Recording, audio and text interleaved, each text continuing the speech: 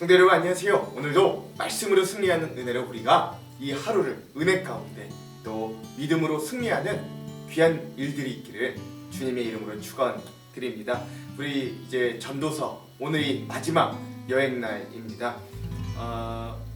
이 전도서는 굉장히 심오하고 깊습니다. 인생의 허물을 들여다보면서 우리 인간의 또한 우리 인간이 살아가는 우리 인생의 근본을 본연을 찾아갑니다. 그래서 때로는 잘못 보면 염세적으로 다가올 수도 있고 모든 것이 헛되다거나 허무주의에 빠질 수도 있습니다만 그걸 이야기하는 건 아닙니다. 여기 전도서가 우리에게 주는 핵심 메시지는 분명합니다.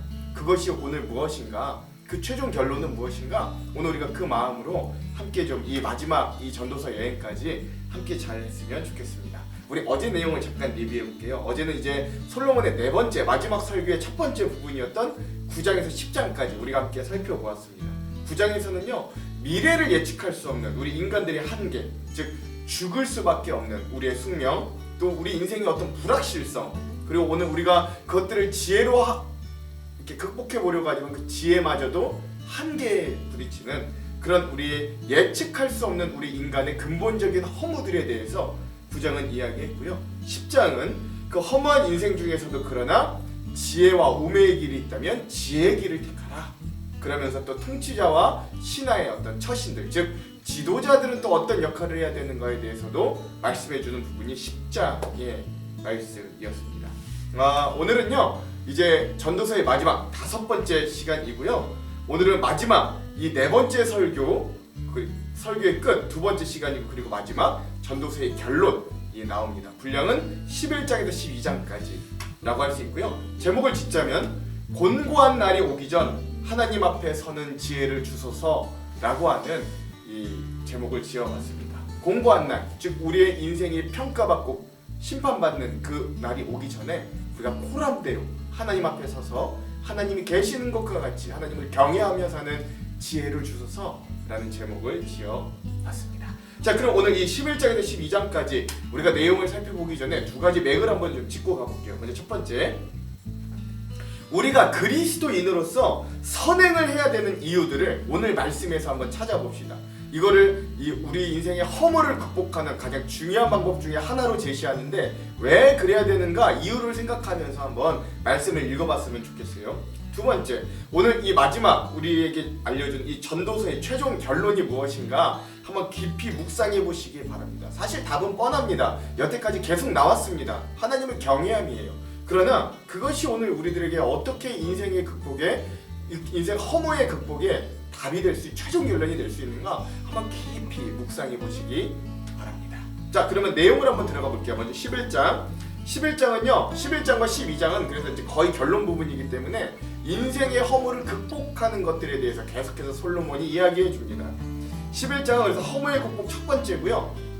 그것에 대한 세부 내용들로 선행에 대해서 한번 이야기하고 또 하나 청년의 때, 즉 우리가 무엇인가 힘이 있고 바꿀 수 있는 가능성이 있었을 때 경건한 삶을 살아라 라고 하는 그런 두 가지 대안을 우리에게 제시해 줍니다. 먼저 첫 번째, 대가를 바라지 않는 선행이 곧 재앙, 심판을 대비하는 지혜다 라고 우리들에게 알려줍니다.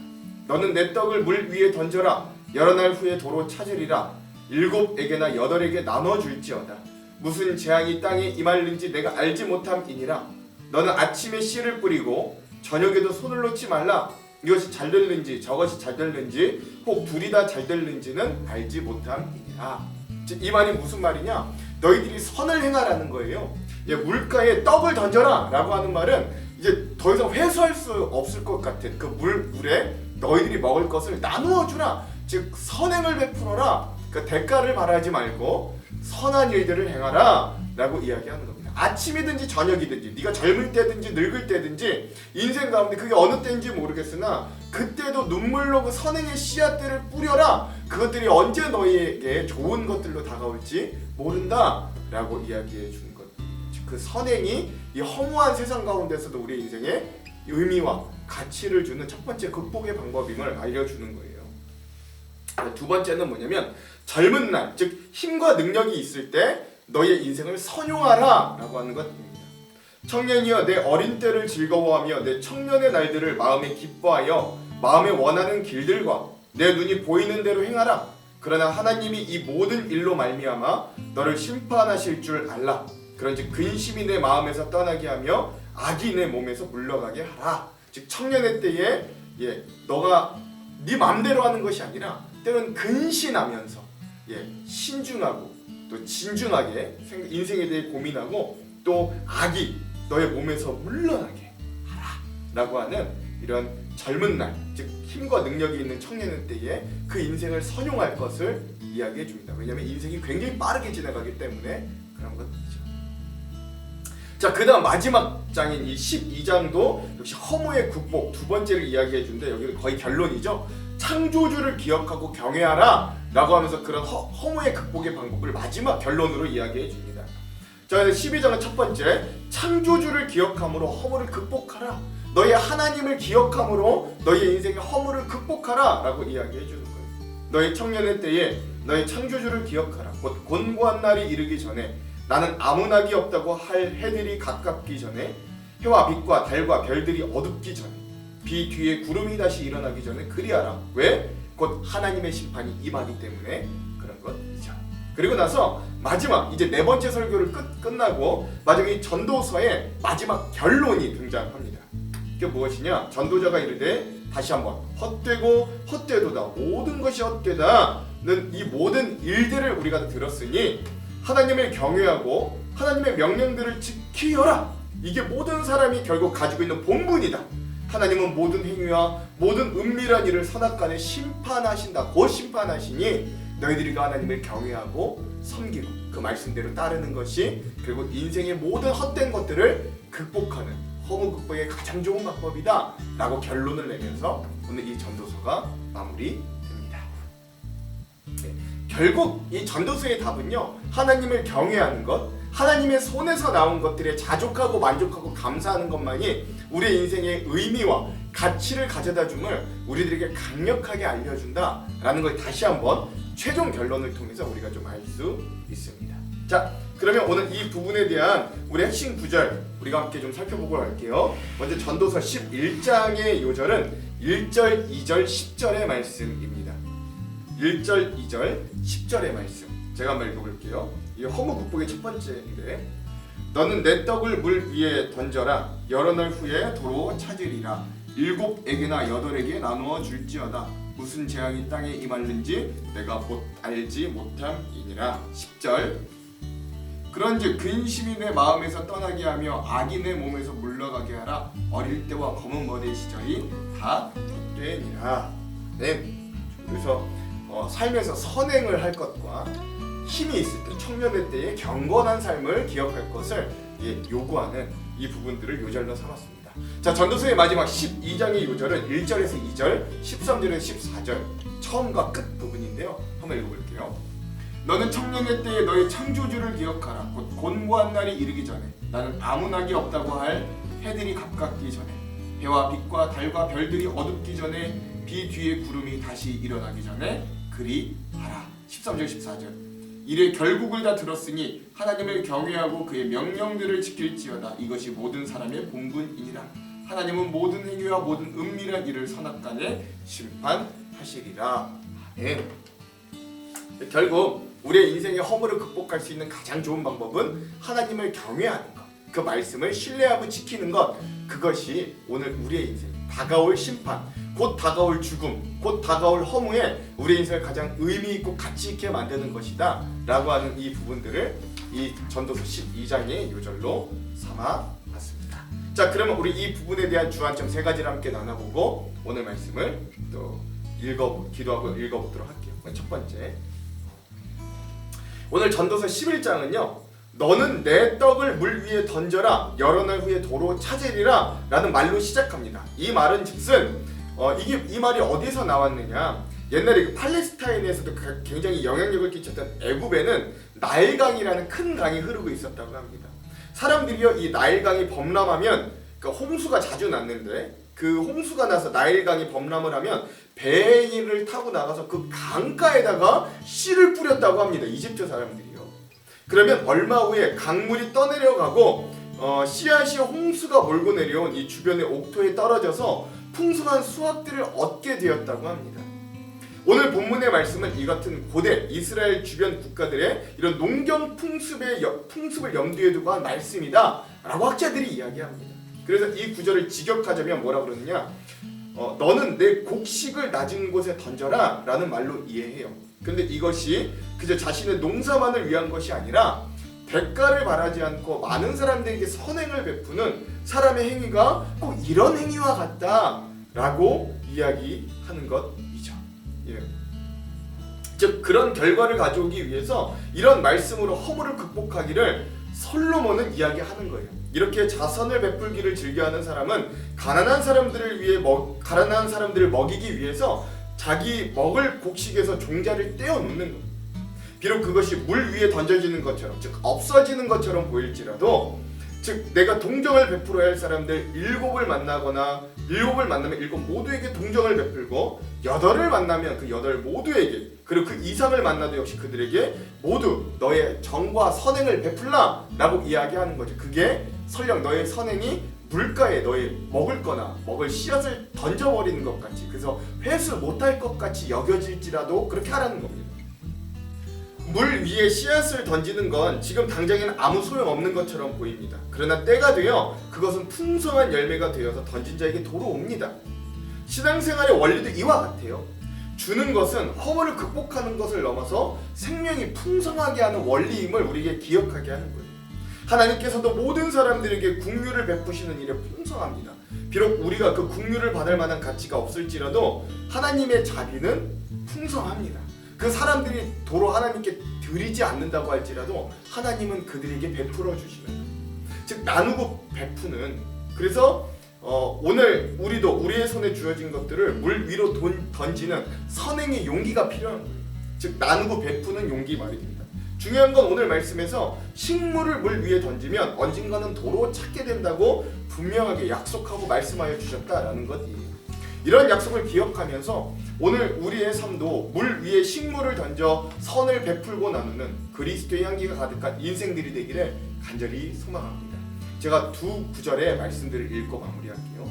눈물을 흘리며 씨를 뿌리는 자는 기쁨으로 거두리로다. 울며 씨를 뿌리러 나가는 자는 반드시 기쁨으로 그 곡식단을 가지고 돌아오리로다. 스스로 속이지 말라. 하나님은 업신여김 받지 아니하시나니 사람이 무엇으로 심든지 그대로 거두리라. 우리가 선을 행하되 낙심하지 말지니 포기하지 아니하면 때가 이름에 거두리라. 여러분 이런 말씀들을 같이 기억하시면서 오늘도 여전히 우리의 선행, 나누고 베푸는 일이 물에 그냥 씨앗을 던지는 것 같아 보여도 결국엔 우리에게 귀한 곡식단이 된다는 것을 꼭 기억하시고, 그것을 넘어서 그것이 우리 인생의 가치와 의미를 더하여 준다는 걸 꼭 기억하시고. 자, 두 번째, 전도서 11장과 12장의 공통점은 바로 젊은 날, 그러니까 청년의 때에 주의하여서 하나님을 발견하라 라고 하는 것이에요. 즉 청년의 때를 강조하고 있다는 것입니다. 여러분 청년하면 뭐가 떠오르세요? 젊음, 힘, 건강, 행복, 가능성 등과 같은 단어가 생각나잖아요. 그러니까 뭐든지 하면 다 성취될 것 같은 자신감에 넘치는 시기 아닙니까? 그래서 청년의 시기에 인생의 목표를 세우고 그 목표를 향해 정진해 나아갑니다. 그렇다면 솔로몬은 청년들에게 인생의 목표를 뭐에 맞추라고 하냐? 돈, 여자, 권력, 명예가 아니라 청년의 때에 창조주를, 즉 하나님을 기억하는 걸 인생의 가장 큰 목표로 삼으라고 권면하고 있는 거예요. 솔로몬은 그가 왜 이처럼 청년의 때를 강조하는가에 대해서 1절 후반부에서부터 12장 8절에 이르기까지 설명을 하는 거예요. 1절에 뭐라 그러느냐? 아무 낙이 없다고 할 해들이 가깝기 전에 라고 하고, 8절에서는 모든 것이 헛되도다 라고 하는 이 사이에 여러 구절들이 의미하는 것들을 말하는 거죠. 즉 그 사이에 뭘 이야기하냐? 어두워진다라는 건 눈이 침침해진다라는 걸 의미한다 그래요.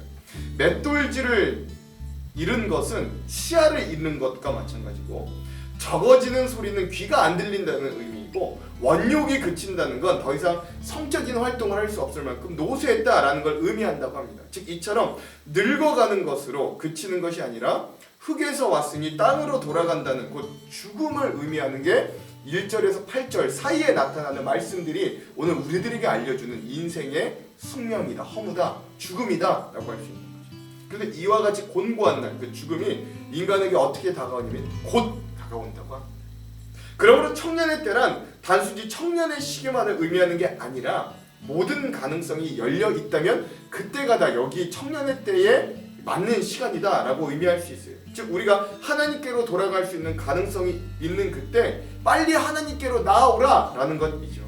우리가 예수님과 더불어 죽고 예수님과 더불어 다시 살아날 때 우리는 새로운 삶을 시작하게 됩니다. 생각보다 삶이 일찍 흘러간다고들 합니다. 그러니 솔로몬의 안타까운 외침과 같이 하루라도 빨리 하나님께 돌아가는 은혜가 있기를 간절히 소망합니다. 오늘의 마지막 세 번째, 전도서의 마지막 최종 결론은 이렇습니다. 12장 13절인데요. 읽어볼게요. 일의 결국을 다 들었으니 하나님을 경외하고 그의 명령을 지킬지어다. 이것이 모든 사람의 본분이니라. 솔로몬은 온갖 부귀영화와 온갖 쾌락이 가득했던 자신의 삶을 거울로 투영해 보니까 인생에 있어서 가장 소중하고 귀중했던 것은 권력이나 재물이나 명예나 쾌락이 아니라 바로 창조주이신 하나님을 경외하고 그분의 말씀대로 살아가는 것임을 인생의 황혼기에 누구보다 절실하게 깨달았던 것 같아요. 그래서 전도서를 통해 현대를 살아가는 우리에게도 솔로몬은 이렇게 절실하게 여전히 권면하는 것 같습니다. 그래서 전도서를 통해 현대를 살아가는 우리에게 솔로몬은 자신이 지혜로운 인생들의 판단자일 줄 알았으나 그것들마저 헛되고 결국 하나님께서는 우리의 모든 행위와 모든 은밀한 일들을 선악간에 심판하시는 그 판단자가 오직 나도 아니었고 하나님밖에 없으시다라는 걸 깨달은 만큼 더욱 애절하게 우리에게 하나님 앞에 선한 경외함의 삶을 살 것을 호소하는 거예요. 왜? 우리의 인생을 최종적으로 판단하실 분은 하나님밖에 없기 때문이죠. 하나님의 형상대로 창조된 우리가 늘 잊지 말아야 할 것은 바로 하나님이 우리의 창조주이심을 그리고 우리는 피조물임을 인지하며 살아가는 것입니다. 이 사실을 망각하지 않고 살아갈 때만 우리는 하나님을 경외하고 하나님의 말씀에 순종하는 아름다운 삶을 살아가게 될 거예요. 이 뻔한 결론이 뻔하지 않은 것은 우리가 이 뻔한 진리를 항상 잊어버리기 때문에 그렇습니다. 그러니 우리의 삶에 필요한 재물도 권력도 명예도 쾌락도 없애라는 것이 아니라 제자리를 찾게 하시는 하나님을 기억하면서 그분을 경외하고 섬기며 코람데오, 즉 하나님 앞에 우리의 재물이 진짜 아름다운 재물이 되게 하시고 모든 사람에게 나누어지는 재물로 가치 있게 하시고 우리의 명예도 정말 하나님이 우리의 이름을 기억하여 주시는 그런 쓰임받는 이름이 되게 하시고 우리의 권력도 그 권력이 남을 지배하고 억압하는 힘이 아니라 남을 살리게 하는 힘이 되게 하시고 오늘 우리의 쾌락도 세상적인 끝간을 달려 결국 죽음에 이르게 하는 쾌락이 아니라 하나님 안에서 진정 인생의 의미와 가치를 찾아 즐거움을 누리게 하시는 그런 제자리를 찾게 하시는 하나님을 다시 한번 기억하면서 하나님을 경외하고 하나님 앞에 삶의 의미와 가치로 채우시는 우리 귀한 성도들의 삶이 이 전도서 여행을 마치면서 우리의 삶이 되기를 주님의 이름으로 축원드립니다. 기도할게요. 하나님, 우리의 삶이 정말로 하나님이 주신 진정한 의미와 가치를 발견하는 인생들이 되기를 원합니다. 우리는 그동안 세상의 재물과 권력과 명예와 쾌락을 너무나도 쫓아왔음을 주님 앞에 고백하오나 그 모든 것들이 결국 밑빠진 독과 같이 채워지지 않는 헛된 것들이었음을 이 말씀들을 통해 다시 한번 깨닫습니다. 그러니 하나님, 오늘 예수 그리스도만이 우리의 마음에 영원히 샘솟는 샘물이 되심을 기억하며 하나님을 경외하고 하나님을 사랑하는 삶, 즉 우리의 것을 나누고 하나님 앞을 하나님을 경외하고 이 말씀대로 순종하려고 애쓰는 그 삶이 결국 우리의 삶을 진정 가치 있게 오늘 우리를 무한히 사랑하시고 오늘 우리의 삶에 의미와 가치를 주시는 하나님을 기억하며 오늘 우리도 그렇게 충만히 채워진 삶을 살아갈 수 있도록 인도하여 주시옵소서. 전도서 여행도 우리와 함께하여 주시니 감사합니다. 앞으로의 여행 위에도 더 큰 은혜와 복으로 예비하여 주시옵소서. 그렇게 하실 주님을 기대하며 예수님 이름으로 기도합니다. 아멘. 그럼 사랑하는 성도 여러분, 오늘 하루도 말씀으로 승리하십시오. 사랑하고 축복합니다. 화이팅! 제11장 너는 내 떡을 물 위에 던져라. 여러 날 후에 도로 찾으리라. 일곱에게나 여덟에게 나눠줄지어다. 무슨 재앙이 땅에 임할는지 내가 알지 못함이니라. 구름에 비가 가득하면 땅에 쏟아지며 나무가 나무로나 북으로나 쓰러지면 그 쓰러진 곳에 그냥 있으리라. 풍세를 살펴보는 자는 파종하지 못할 것이요 구름만 바라보는 자는 거두지 못하리라. 바람의 길이 어떠함과 아이벤 자의 태에서 뼈가 어떻게 자라는지를 내가 알지 못함같이 만사를 성취하시는 하나님의 일을 내가 알지 못하느니라. 너는 아침에 씨를 뿌리고 저녁에도 손을 놓지 말라. 이것이 잘 될는지 저것이 잘 될는지 혹 둘이 다 잘 될는지 알지 못함이니라. 빛은 실로 아름다운 것이라. 눈으로 해를 보는 것이 즐거운 일이로다. 사람이 여러 해를 살면 항상 즐거워할지로다. 그러나 캄캄한 날들이 많으리니 그 날들을 생각할지로다. 다가올 일은 다 헛되도다. 청년이여, 내 어린 때를 즐거워하며 내 청년의 날들을 마음에 기뻐하여 마음에 원하는 길들과 내 눈이 보는 대로 행하라. 그러나 하나님이 이 모든 일로 말미암아 너를 심판하실 줄 알라. 그런즉 근심이 내 마음에서 떠나게 하며 악이 내 몸에서 물러가게 하라. 어릴 때와 검은 머리의 시절이 다 헛되니라.